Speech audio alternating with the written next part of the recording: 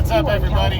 True Boxing here. 15 miles. Thank you for coming back to get hit with the truth. So, today we're going to discuss the what's next on Ionut Baluta, 122-pound super bantamweight contender. He's coming off of a very close loss to Michael Conlan, the undefeated Irish contender. It was a good fight. It was a WBO final eliminator. It was back and forth.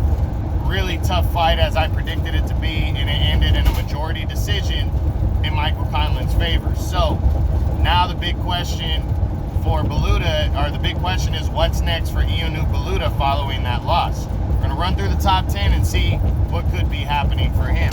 Start with number 1, Mirajan Akhmadaliev.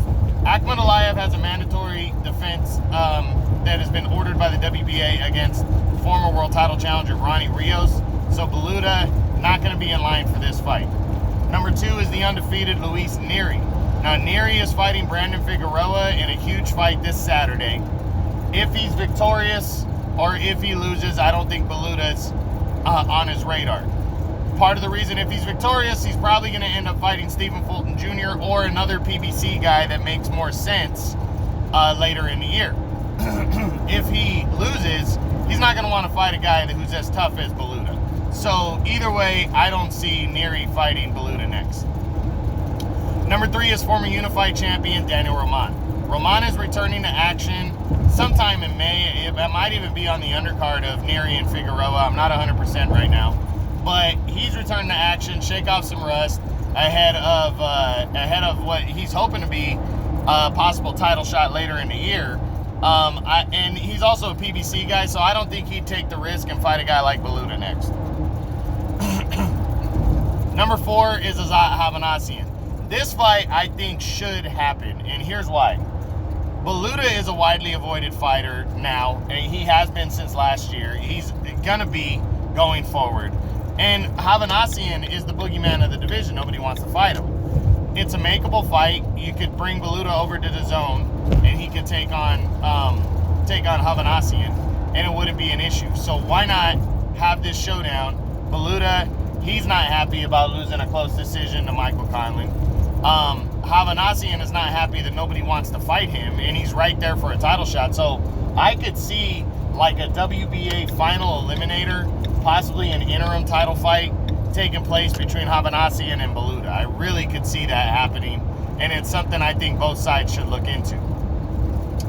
Number 5 is the undefeated WBA regular champion Brandon Figueroa. Well, I don't see it. Figueroa is fighting Nery next. If he wins, he's probably going to move on and fight Stephen Fulton Jr. later in the year, or another PBC guy that has a bigger name and less of a risk. And if he loses, is he going to want to fight a guy as tough as Baluta in a comeback fight? I don't see it. So I don't see him and Baluta being possible. Number 6 is former world title challenger Ronnie Rios. Well, as I said, Ronnie Rios is most likely fighting Mirajan Akhmadaliev next. The WBA has ordered that fight, and it's almost for sure going to happen. So I'm not seeing Rios and Baluta next. Number 7 is the undefeated WBO champion Stephen Fulton Jr. I don't see it. It could happen, but I don't see it, because Conlan beat Baluta in a WBA final eliminator to get to Fulton. The only fight I think Fulton takes without having to fight Michael Conlan next is a showdown with the winner of Nery and Figueroa, which they've already kind of penciled that in for September 11th. So that's the only fight I see Fulton taking outside of having to fight Michael Conlan next. Number 8 is Michael Conlan, which would be a rematch for Baluta. I don't think the Conlan people are going to be in high demand for that. So unless the WBO, while Fulton fights the winner of Nery Figueroa in a unification bout, unless the WBO comes out and says we're ordering a mandatory rematch because the first fight was close for the interim title, I don't think Baluta and Conlan 2 is going to happen. And then I got Baluta at number 9, and number 10 is former IBF champion Ryosuke Iwasa. Iwasa's coming off that loss to Akhmadaliev. I think if Baluta really wants to get back into things, because of the way Iwasa lost, because it was a early stoppage, I think Iwasa might get another opportunity at getting back in line for the title. I think the IBF would give him that.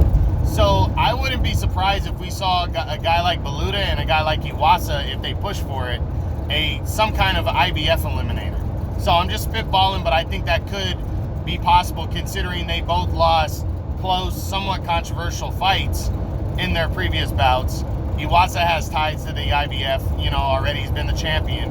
And Baluta has made himself a legitimate contender in the past year. So I really believe that this fight could happen if the two sides push for it. So top 10, Baluta's going to be an avoided guy, but I think there's a couple fighters that should give him a look.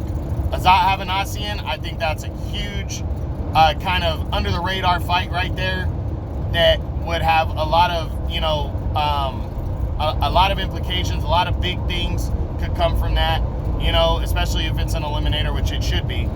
Or Iwasa, if we're looking at realistic top 10 guys. Other than that, I think Baluta might have to take a step back and just fight a tune-up bouts next. I hope that's not the case because he's really made himself a player in this past year. 13 months, he's made himself a legitimate top 10 contender and a dangerous one. So hopefully Ionut Baluta gets a crack at somebody because he's earned that now. So that's it. That's the what's next on Ionut Baluta, the 122-pound super bantamweight contender. I hope you guys enjoyed it. True Boxing, you've been hit with the truth.